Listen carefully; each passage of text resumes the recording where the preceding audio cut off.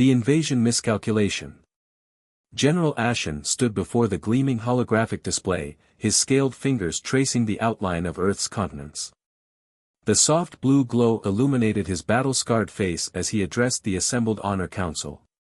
Behind him, statistical analyses and military projections scrolled endlessly, each supporting his audacious plan to challenge humanity's dominance over the newly discovered ancient artifacts. The humans are nothing but primitive mammals who stumbled upon spaceflight, he declared, his voice carrying the weight of centuries of Honor military tradition. They've barely left their cradle world, yet they dare to claim the greatest archaeological discovery of our age? The council chamber, hewn from living crystal deep within the Honor homeworld's crust, remained silent. 12 pairs of orange eyes watched him intently, their owner's scales shifting colors in the dim light, a sign of deep contemplation among their species. High Counselor Vexare finally spoke, her voice carrying the wisdom of 3 centuries. You forget, General Ashen, that these primitive mammals have survived more extinction-level events than any other known spacefaring race. Their planet should have killed them 1,000 times over. Ashen's scales flickered with irritation. Which is precisely why we must act now, before they fully understand what they've found. The crash site contains technology that predates our own civilization. We cannot allow Death Worlders to possess such power. He manipulated the hologram, zooming in on the lunar installation where human scientists worked tirelessly to uncover the secrets of the ancient vessel. The facility was a testament to human ingenuity, a prefabricated fortress rising from the dusty surface like a mechanical flower, its petals being the various research modules and defensive installations. I have assembled the finest team of Honor specialists, Ashen continued, bringing up the profiles of Luran, Bra, and Chur. A precision shooter who never misses, a warrior who fears nothing, and an engineer who can decrypt the ancient secrets. With them, we can secure the site and claim the technology for the Honor Empire. Counselor Kexthal, his scales a deep shade of skepticism, leaned forward. And what of the human propensity for asymmetrical warfare? Their historical records show an unsettling talent for turning apparent defeats into devastating victories. Ashen's response was immediate and dismissive. Their tactics are well documented and predictable. We've studied every human conflict from their world wars to their latest skirmishes. They rely heavily on supply lines, communication networks, and coordinated responses. Our first strike will sever all 3. He displayed the attack plan, a complex choreography of ships and soldiers that would systematically dismantle the human presence on the moon. We strike their communication arrays first, then their power generators. Without support from Earth, they're nothing but stranded prey. The council chamber erupted in murmured discussions, scales shifting through patterns of concern and consideration. Ashen pressed his advantage, knowing that momentum was crucial in swaying the traditionally cautious council. The humans have grown complacent in their dominance of their local space. They maintain minimal orbital defenses, believing their ground-based weapons will deter any attack. But we've developed countermeasures for every human weapon system. He brought up detailed schematics of human defensive installations. Their railguns are formidable but slow to track fast-moving targets. Their laser arrays require significant power, which we can deny them. Even their vaunted nuclear deterrent requires time to deploy, time they won't have. High Counselor Vexare's scales shifted to a deep purple, the color of grave concern. And what of their AI systems? Our intelligence suggests they've made significant advances in autonomous warfare. Ashen's mandibles clicked in satisfaction. We've developed quantum interference devices specifically designed to disrupt their artificial intelligences. Their machines will be blind and deaf when we strike. The holographic display shifted again, showing the ancient crash site in detail. The vessel was partially exposed, its alien architecture a stark contrast to the angular human structures surrounding it. The prize is too valuable to ignore. The artifacts within that ship could advance our civilization by centuries. Or destroy it, Counselor Kexthal interjected. Have you considered that the humans might have already activated defensive systems we don't understand? That their apparent vulnerability might be a trap? Ashen's scales rippled with barely contained frustration. Which is precisely why we've recruited Nchur. His expertise in ancient technology is unmatched. If the humans have stumbled upon any active systems, he will detect them before we commit our forces. The council chamber fell silent again, each member processing the implications of Ashen's proposal. The general could sense the shifting mood, from outright skepticism to cautious consideration. He prepared his final argument, the one he knew would sway even the most hesitant council member. There's another factor to consider, he said quietly, his voice carrying an edge of urgency. Our long-range sensors have detected increased quantum fluctuations from the crash site. Whatever lies within that ancient vessel is becoming active. If we wait, we risk the humans gaining control of technology they cannot possibly understand or control responsibly. The holograms shifted one final time, displaying energy readings that pulsed with increasing intensity. We must act now, before it's too late. The humans' own curiosity may unleash forces beyond their comprehension. High Counselor Vexra rose, her scales now a complex pattern of decision and resolution. You make a compelling case, General Ashen. But remember this. Humanity has survived because they excel at turning the tables on technologically superior foes. If you underestimate them, you risk not just failure, but catastrophe. Ashen bowed his head in acknowledgement, though internally he dismissed the warning. The humans were clever, yes, but they were about to face the full might of the Honor Empire. No amount of cleverness could overcome the sheer technological gap between their species. As he left the council chamber, Ashen sent encrypted commands to his waiting fleet. The mission was approved.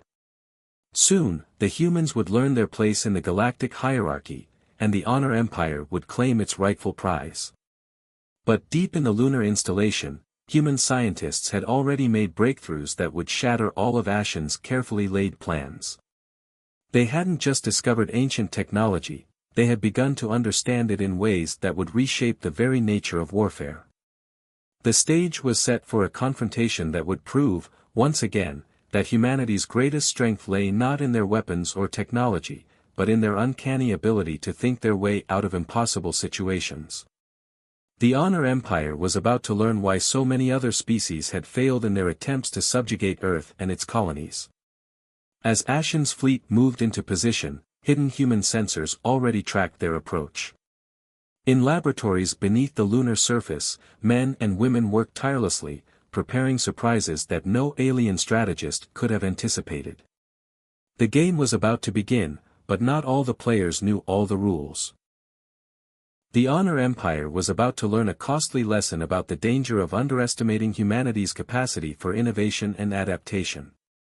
The ancient crash site held secrets, yes, but perhaps not the ones General Ashen expected to find. The human factor. Dr. Sarah Chen stood in the central control room of the lunar installation, her eyes fixed on the holographic display showing the approaching Honor fleet. Around her, dozens of technicians and scientists worked with focused intensity, their movements precise and purposeful. They had trained for this moment for years, though few had believed it would actually come. "They're exactly where we want them," she murmured, adjusting her glasses. The weight of the ancient artifact hanging from her neck seemed to increase with each passing moment. It was a small crystal shard, recovered from the crash site, and it held the key to humanity's defense. Commander James Rodriguez approached, his weathered face showing no sign of the tension that must have been coursing through him. "The Honor Empire thinks they're about to spring a trap on us," he said with a slight smile. "They have no idea they're walking into ours." Sarah nodded, her mind racing through the calculations one final time. The past 6 months had been a carefully choreographed dance of deliberate leaks and manipulated intelligence. Every piece of information the Honor spies had gathered was exactly what humanity had wanted them to see. "Status report," Rodriguez called out, his voice carrying across the control room. "Quantum entanglement network is stable," reported Dr. Yuki Tanaka from her station. All nodes are synchronized and ready for activation. Biomechanical interfaces are online, added Dr. Marcus Webb, his hands dancing across his haptic controls. The integration with the ancient systems is holding steady at 99.7% efficiency. Sarah allowed herself a moment of pride. When they had first discovered the crashed vessel, everyone had assumed it was simply an advanced alien spacecraft. No one had expected to find what was essentially a seed, a self-contained system designed to uplift civilizations that proved worthy of its secrets. The Honor Empire had fallen into the same trap as every other observer. They saw only the physical structure, the tangible technology. They missed the subtle quantum signatures, the barely detectable waves of information that had been reaching out to humanity since the moment of discovery.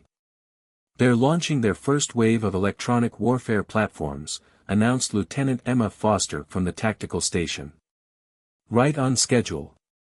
Sarah watched as the Honor ships deployed their quantum interference devices, cutting-edge technology designed to blind and cripple human defense systems. She almost felt sorry for them. Almost. "Let them think it's working," Rodriguez ordered. "Maintain the charade until they commit their main force." The room fell silent as they watched the Honor fleet move into attack position. General Ashen's strategy was actually brilliant, Sarah had to admit. If they had been relying on conventional technology, his plan would have worked perfectly. But humanity had spent the last 6 months learning to think in entirely new ways. The ancient vessel hadn't given them new weapons or shields. Instead, it had taught them how to see reality itself differently.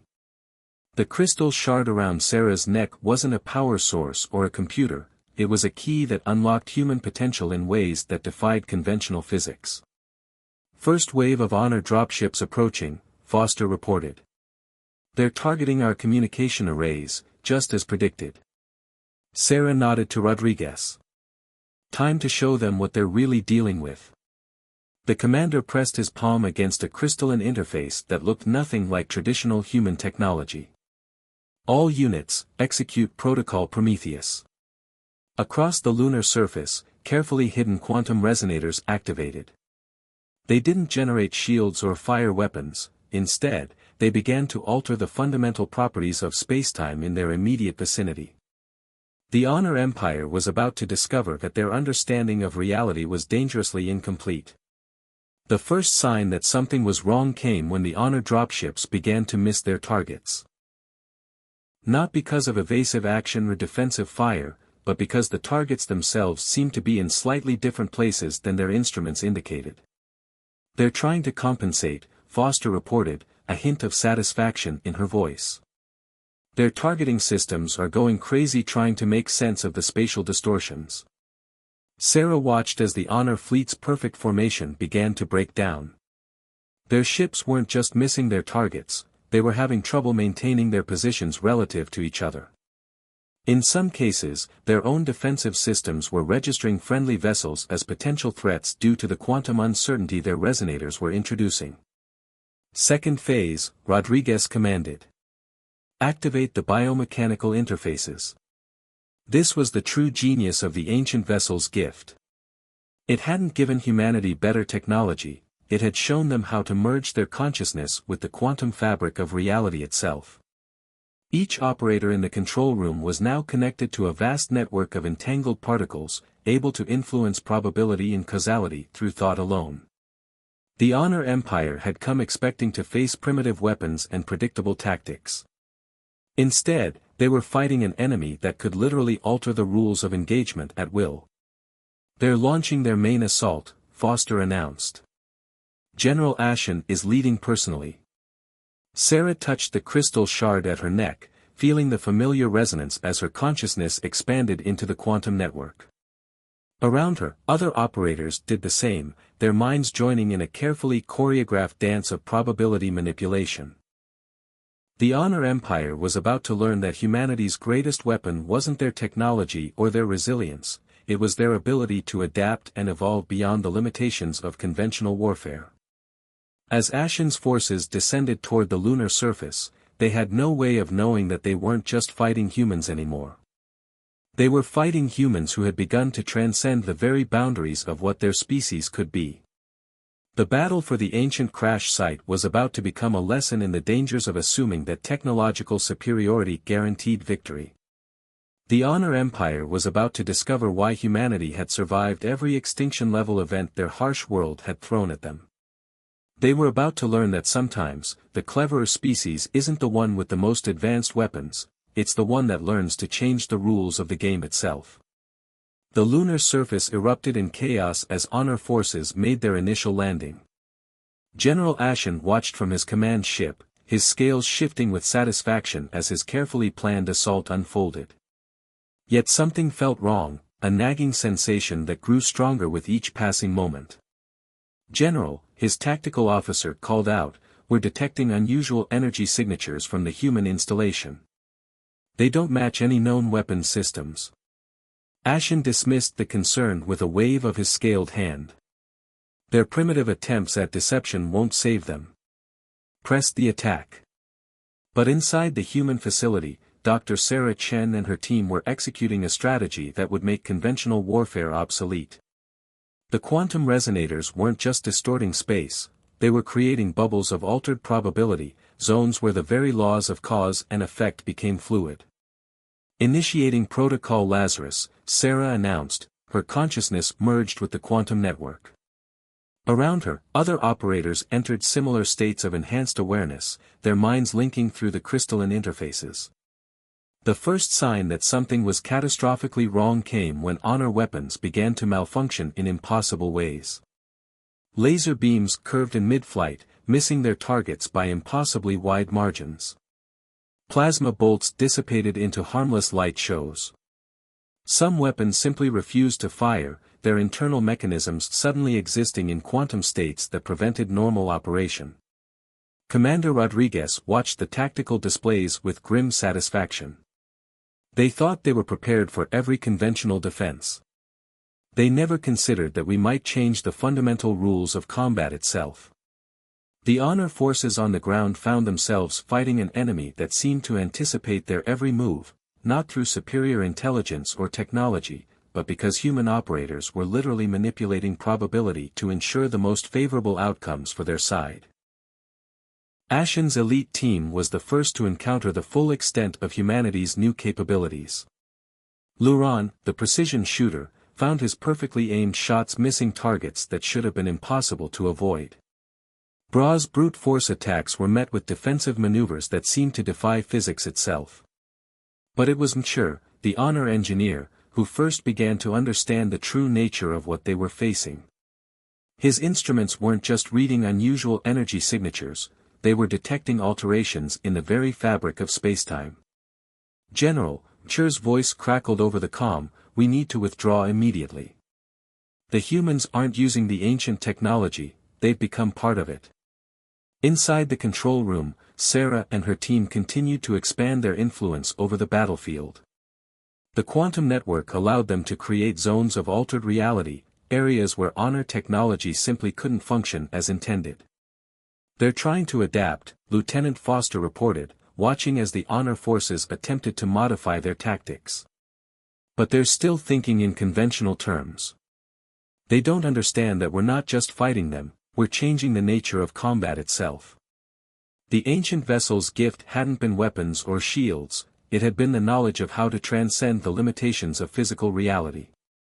Humanity had spent 6 months learning not just how to use this knowledge, but how to integrate it with their own unique capacity for adaptive thinking.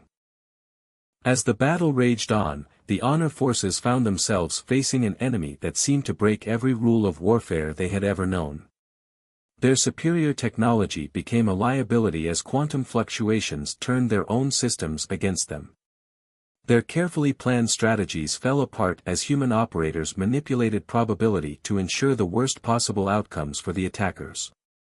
But the true turning point came when Ashen finally realized the full extent of his miscalculation.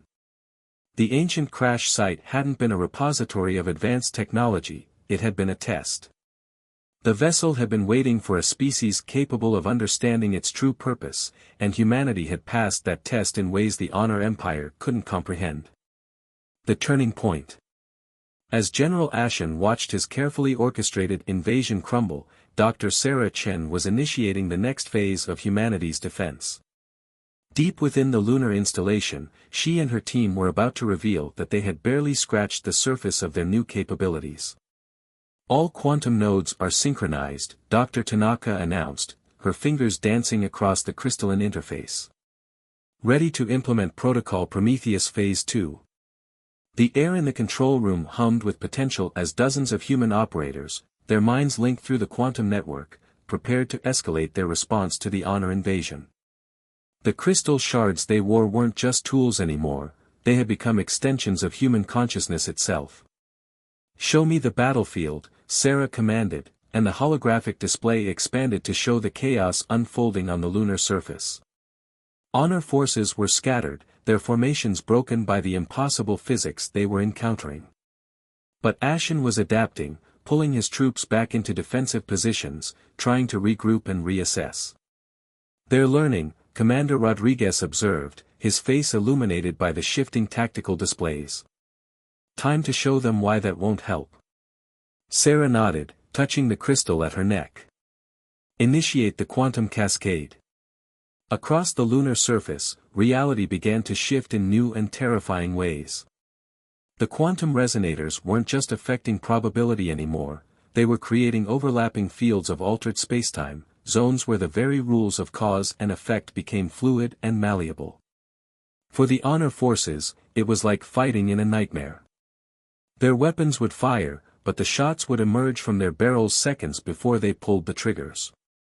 Their communication systems received responses to messages they hadn't sent yet. Some soldiers found themselves experiencing the same moments repeatedly, trapped in temporal loops that lasted only seconds but felt like eternities. "General," Cher's panicked voice cut through the chaos of Ashen's command center, "the humans aren't just manipulating space, they're manipulating time itself."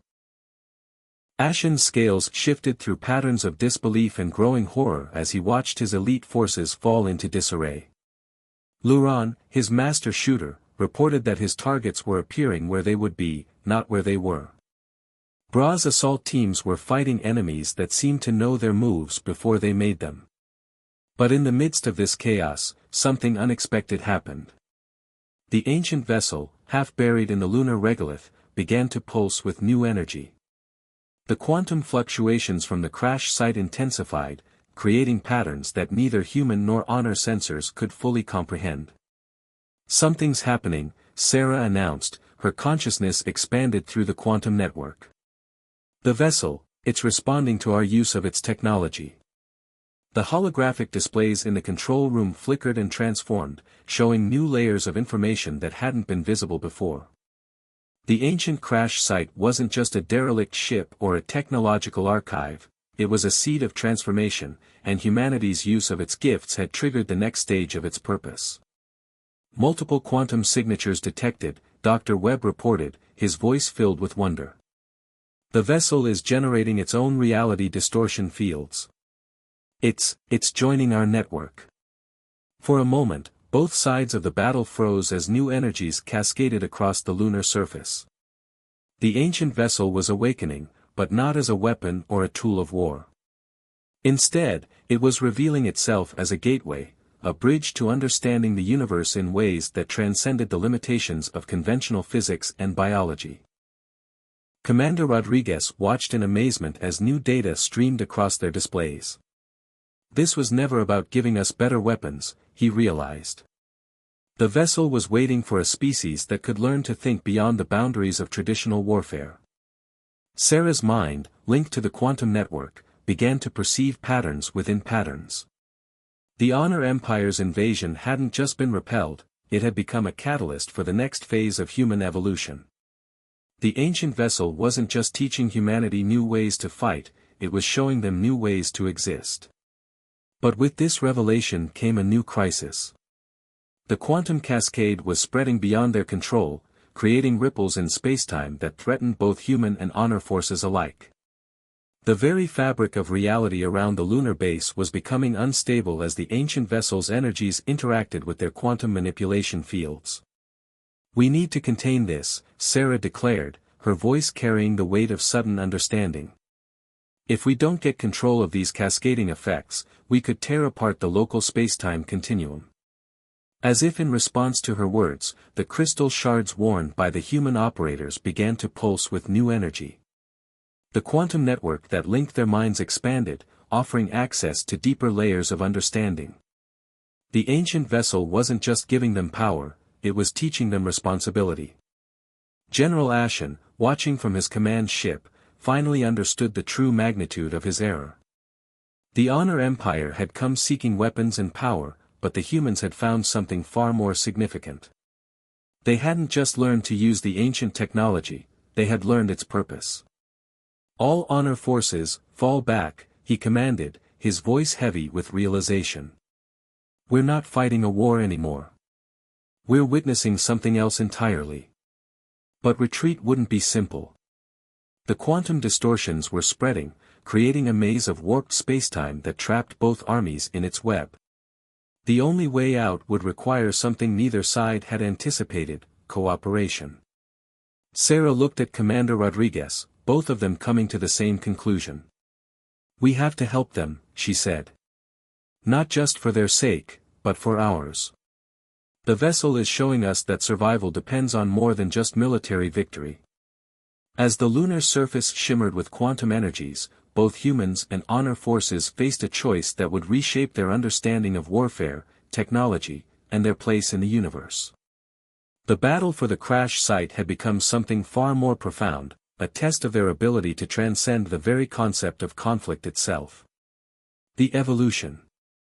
The lunar surface had become a quantum labyrinth, reality itself twisting and folding in ways that defied comprehension. Dar. Sarah Chen stood at the heart of the control room, her consciousness expanded through the network, as she watched both human and Honor forces struggle against forces that neither side fully understood. The quantum cascade is reaching critical levels, Dr. Tanaka reported, her hands steady despite the gravity of the situation. We have less than 30 minutes before the spacetime distortions become irreversible. Through the quantum network, Sarah could feel the ancient vessel's presence more clearly now. It wasn't just a crashed ship or a repository of advanced technology, it was a sentinel, waiting through the ages for a species that could pass its ultimate test. The battle had merely been the first stage of that examination. General Ashen, Commander Rodriguez broadcast on all frequencies, we need to coordinate our efforts. What's happening here is bigger than our conflict. In his command ship, Ashen watched as his forces tried unsuccessfully to retreat through the quantum distortions. His scales shifted through patterns of frustration and dawning understanding. The humans hadn't just defeated his military might, they had transcended the very notion of conventional warfare. Explain, he demanded, his voice carrying both authority and a hint of desperation. Sarah took control of the communication. The vessel isn't a weapon or a prize to be claimed. It's a gateway, a means of ascending beyond our current limitations. But the power it's releasing could tear apart the local spacetime continuum unless we work together to contain it. Through the quantum network, she could sense the ancient vessel's approval. This was the true test, not the ability to fight, but the wisdom to know when to stop fighting. The Honor Empire has existed for millennia, Ashen responded, his voice heavy with centuries of tradition. We have conquered countless worlds, faced innumerable enemies. And yet, in all that time, we never encountered anything like this. Because you were looking for the wrong things, Sarah explained. The vessel didn't choose humanity because we were stronger or more advanced. It chose us because we could adapt, could think beyond traditional paradigms of conflict and victory. Around them, the quantum distortions intensified. Honor soldiers found themselves phasing between multiple possible realities, while human operators struggled to maintain their connection to the network as spacetime itself began to fragment. If we don't act now, Dr. Webb warned, the cascade will reach a point of no return. The entire lunar surface could be turned into a quantum singularity. The moment of decision had arrived. Ashen's scales shifted to a deep shade of resolution. What do you need us to do? Sarah's mind, expanded through the network, perceived the solution with crystal clarity. Your quantum interference devices, they weren't designed to disrupt our systems, but to create controlled pockets of quantum uncertainty. If we combine them with our resonators, we might be able to create a containment field. Commander Rodriguez nodded, understanding the implications. But that would require both sides to link their systems together. To trust each other completely. There is no alternative, Sarah stated firmly. The vessel's power is growing exponentially. Either we work together, or we all face extinction. Across the lunar surface, Honor and human forces began a dangerous dance of cooperation. Honor technicians worked alongside human operators, combining their technologies in ways neither side had imagined possible. The quantum network expanded, incorporating Honor consciousness into its matrix. As the two species merged their efforts, something extraordinary began to happen. The ancient vessel's energies, instead of continuing to destabilize local spacetime, started to form new patterns. The quantum cascade wasn't just a threat, it was a transformation. The vessel, Chur reported in awe, it's not just containing the energy. It's reshaping it. Creating something new. Sarah could feel it through the network. The combination of Honor and human technologies, guided by the vessel's ancient wisdom, was creating a new form of reality, a space where the limitations of conventional physics no longer applied. This was its purpose all along, she realized. Not to give advanced technology to one species, but to force different species to work together. To transcend their differences and create something greater than themselves. The quantum cascade reached its peak, but instead of destroying the lunar surface, it crystallized into a new form of existence. The space around the crash site became a zone of infinite possibility, where thought and reality merged in ways that defied conventional understanding. General Ashen, his consciousness now linked to the quantum network, finally understood. We came seeking weapons, but found enlightenment instead. The Honor Empire has much to learn about true power. In the aftermath of the crisis, as both human and Honor forces worked to stabilize the newly created quantum zone, the true magnitude of what they had achieved began to sink in. The ancient vessel hadn't just prevented a war, it had initiated the next stage of evolution for both species. This is just the beginning, Sarah declared, looking out at the transformed lunar surface. The vessel has shown us that the greatest achievements come not through conflict, but through cooperation. The question is, are we ready for what comes next? The quantum zone pulsed with potential, a testament to what could be achieved when different species set aside their differences and work together. The Honor Empire and humanity had not just avoided mutual destruction, they had taken the first steps toward a future that neither could have imagined alone. As the dust settled on the lunar surface, both humans and Honor realized that they had participated in something far more significant than a battle. They had witnessed the birth of a new era, one where the boundaries between species, between thought and reality, between war and peace, would never be the same.